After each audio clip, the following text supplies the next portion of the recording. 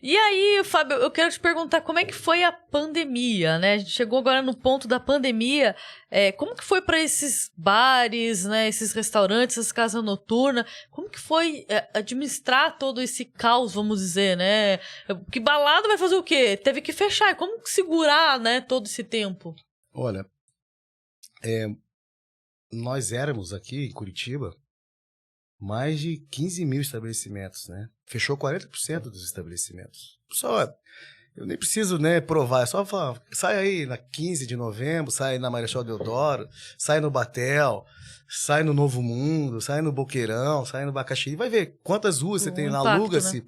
Onde era restaurante, era redes, locais desocupados, né? Porque tem gente que ainda está lutando ainda com endividamento alto, porque se fechar é a única sobrevivência que ele tem na vida dele. Ele vai...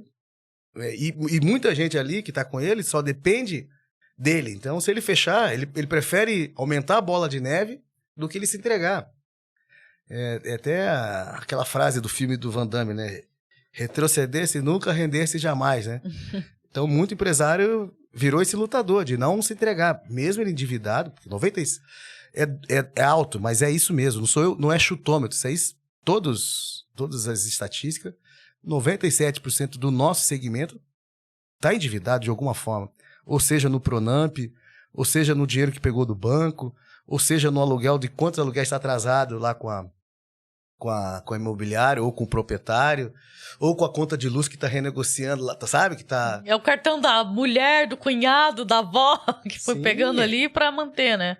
Então, você via aí colegas aí que tinha redes que ficou só com o estabelecimento, entendeu? Que tinha 500 funcionários, só está hoje com 7 ou 6. Então, você vê sonhos, né? Planejamentos que foram feitos lá. Você vê, tem gente que passou... plano Sarney, plano Collor, plano não sei o que lá, passou por terremoto, passou várias coisas, mas não resistiu à pandemia. Então, estabelecimentos que tinham 40, 70 anos que não resistiram. Então, isso não é demérito desse cidadão. Ele, às vezes, tem gente que tem uma coisa que é chamada consciência. Que ele fala, eu prefiro sair do jogo com meu nome limpo do que desonrar uma história que ele fez, né? Então, muitos empresários às vezes não consegue. Tem gente que não consegue dever 1 centavo. Sim. Tem gente que não consegue arrolar alguma coisa, né? Então eu acompanhei muito. Olha, foi um exercício de saúde mental muito brabo. Imagino quanto foi difícil ver os estabelecimentos fecharem, né? Porra, isso aí é pesado pra caramba. Isso aí a turma sente, né? E a gente sente até hoje. Ainda bem que a gente se cuida, né? Mentalmente, né? Senão... Eu imagino, né? Igual até se emociona porque a gente vê muitas histórias, assim, né? De pessoas que começaram, estão lá lutando, né? E tem que fechar. E agora? O que eu vou fazer, né? Eu vi muito disso aí, né? Eu vi muito desespero. Vi gente que suicidou, né? Vi não, né? Soube, né? Amigos. Próprios amigos que negaram a doença e morreram por causa dela, entendeu? Uhum. Eu tive... Se eu contar pra vocês... Até aproveitar para falar disso, né? Uma vez eu fiz um protesto, foi muito polêmico, né? Nós íamos protestar em frente à prefeitura e saiu uma decisão judicial que nós não poderíamos protestar na prefeitura. E aí nós fomos protestar em frente do Hospital Mackenzie, que é o antigo evangélico, né? Uhum. Botamos cruzes lá, levamos a morte. Deu uma repercussão nacional porque foi impactante, porque eu tinha que falar uma coisa, e falei. E não me arrependo. Quem me cobrar, não me arrependo. Tem gente que tenta me cobrar disso. Eu sei que teve jornais que foram sensacionalistas comigo, outros foram de bom senso, jornalistas maldosos, também teve muito maldoso, muito sacana aí, mas também teve muita gente séria, porque eu falava, nós tínhamos que... E nunca neguei a doença, pelo contrário, sempre respeitei, encarei ela com seriedade, porque eu sabia que... E sabia, olha, e falo aqui, sabia quando soube que teve aquele problema na China, falei, isso vai vir pra cá. E falei, teve entrevistas, graças a Deus que tem o Google que fala o que eu falei com antecipação, o que viria pela frente, até pela experiência. Vamos fazer negócio preventivo.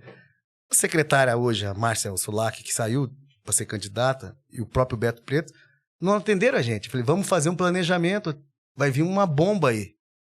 Tá no Google, só procurar. A Brava pede reunião com o secretário de saúde, secretária municipal de saúde estadual, que vai vir uma bomba aí de negócio de Covid. Lá por 6 ou 7 de fevereiro de 2020. Antes de a bomba explodir, que eu já sabia que ia explodir. Então, quando eu fiz esse protesto lá, foi para chamar a atenção que nós tínhamos que trabalhar de forma paralela a economia e a saúde. Uhum. Porque ia vir bomba, e dava para...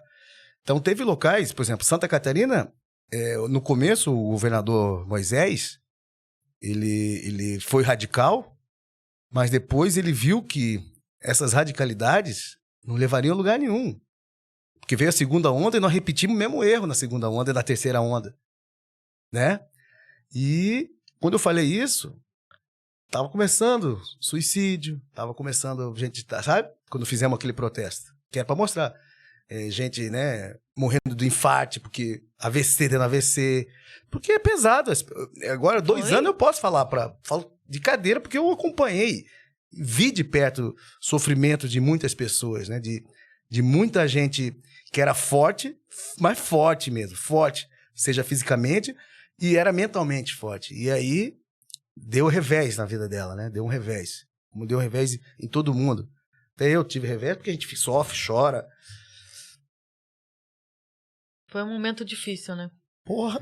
E a gente vê... É isso que eu falo. Eu passei por esse momento aqui com o pessoal fechando e falando, cara, é o único que sustenta a minha família. O que eu vou fazer, né?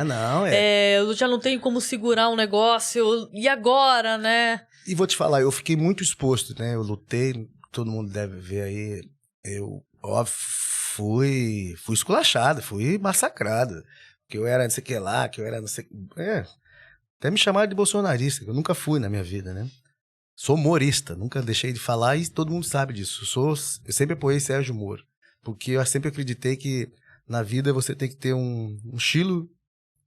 E eu tenho o meu estilo, que eu falo, às vezes não agrada muita gente, mas a gente não tá para agradar todo mundo. Uhum. Né? A gente tem que ter um posicionamento. E falei muitas verdades, briguei, infelizmente, briguei com o prefeito, falei... Mas eu tinha que fazer isso porque só eu sei o quanto o meu telefone... Tocava, né? Que era o desespero de várias pessoas, né?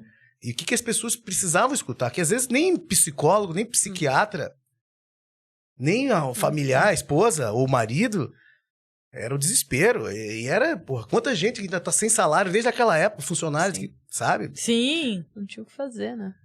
E tem gente que passou fome, tivemos que ajudar a empresária.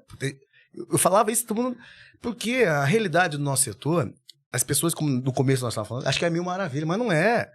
Muita gente vende a janta para pagar o almoço, paga o almoço para vender a janta, porque é um setor que depende muito do dinheiro ficar circulando assim na hora. Sim. Ali, né? Ninguém tem capital de giro sobrando. A reserva financeira, né? Mais existe planejamento. Ficou claro isso, né? Na agora começou eles entender isso, assim, né? Se planejar melhor, né? Sim, mas às vezes a vida, isso que todo mundo... Às vezes você tem os intempéries, às vezes você tem umas situações, às vezes, de saúde que... Sim. Que você tem uma poupança, às vezes muitas das pessoas têm poupança por causa... Pensa na saúde, né? Sim. Né?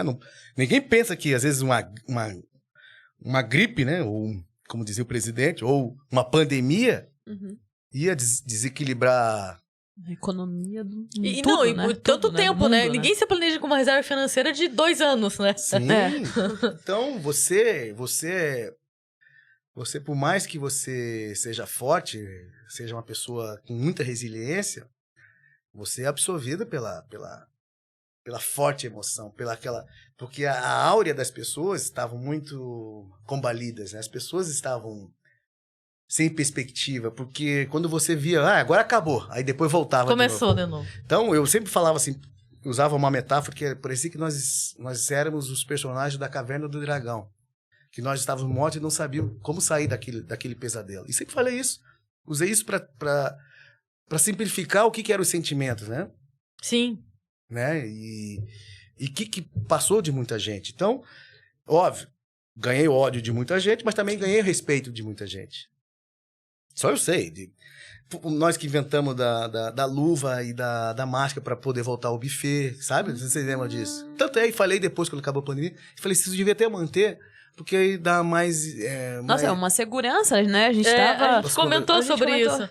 de chegar no manter a máscara, Sim, né? nós Porque fizemos isso na época lá pra falar, porque os bufês estavam sendo judiciais, não podiam trabalhar. E tinha gente que só tinha esse método de trabalhar, não tinha como contratar mais gente. Então, demorou para o poder público entender, mas aí depois entendeu, nos ajudou. Então, nós tentamos achar vários tipos de soluções, sabe? Então, nós tentamos... Só que tem gente que ficou pelo caminho, seja pela vida ou pelo negócio, né? Então, né... E que essa que foi a parte mais difícil, que a gente tentou, lutou, conversou. É óbvio, fiz inimizade com muita gente, porque os negacionistas, eles são muito pesados, esses negócios, né? Mas as pessoas que entendiam o bom senso, e dá pra gente conciliar, aí a gente caminhava junto, entendeu? Dá pra gente lutar. Só que tem gente que fala, não tem que ter nada disso. Não, tem que ter a precaução, tem que ter a... Sim, senão a gente não vai voltar, né, e tudo mais.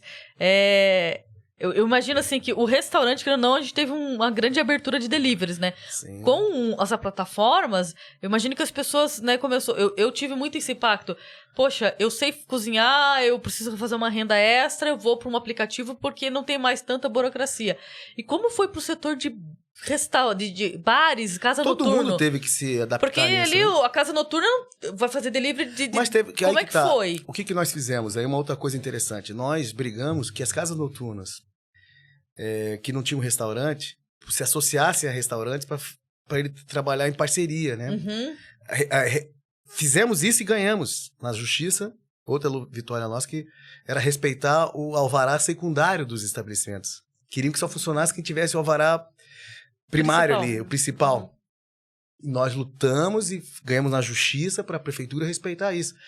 Então, isso eu tenho uma consciência tranquila. Eu briguei, lutei, fui pra porrada, mostrei que tinha caminhos, porque não precisavam ser autoritários, ser cabeça dura, entendeu? Que tinha que achar meios, mecanismos. Eu sei que teve muita coisa que foi política. Óbvio, faz parte do jogo. Uhum. E tem muita coisa porque ninguém tinha coragem de fazer diferente. Parece que era uma cartilha de se errar, vamos errar todo mundo junto. Uhum. Você tá entendendo? E eles preferiram essa cartilha de errar. Vamos errar junto. Então, né? Óbvio, teve prefeitos que foram audaciosos e fizeram diferente. Tanto é que o Supremo deu essa autonomia aos municípios e aos estados. Quem quisesse fazer diferente, Santa Catarina teve coragem de fazer diferente.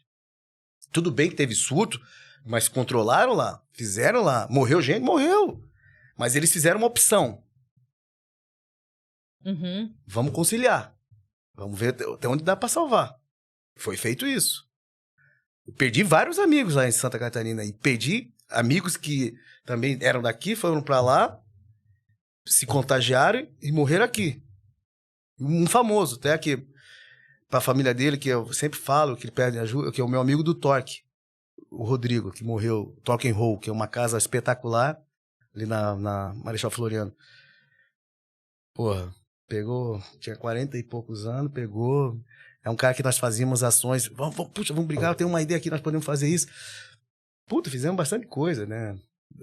E aí, felizmente, a Covid levou ele. Mas, então teve gente que pensava, vamos tentar, achar uma solução. Teve uma ideia lá, pesquisando, sabe? Só Pensando que aqui, junto, né? Sim, mas era... Eles achavam que tinha que ser só de um único jeito. De um único jeito, né? Mas eu acho que agora tem que tirar uma lição dessa situação, que é... Você vê a própria China agora, né? De novo com lockdown, Coreia do Sul. Poxa, e lá eles nunca falaram a verdade, nunca vamos saber a verdade lá, né? Qual que é o número real. Você vê a própria Rússia que inventou a Sputnik, essa vacina nunca, né, funcionou. Então, nós vivemos aí 2 anos de teorias, de ideias, de atitudes que eu acho que nós temos que fazer uma reflexão de aplicar realmente o que vai valer uma futura pandemia, porque nós não estamos livres disso, porque nós somos organismos vivos, né? Então, sempre tem essas mutações, transformações, mas é não errar mais, como nós erramos. Aprender, né? Que é uma coisa. Nós sempre soubemos que o SUS era uma coisa diferenciada do mundo. E é boa, mostrou nessa pandemia que é boa. Pode ter todos os defeitos do mundo, mas salvou uma saúde pública. Só que tem que mexer de novo na ampliação de hospitais, disso, daquilo que nós estamos aí sucateados há 200 anos, né? E aí é outra coisa que temos que tirar essa lição, né? E não tá na pauta de ninguém, né? De construir mais hospitais, de recursos, né? Para a saúde, né?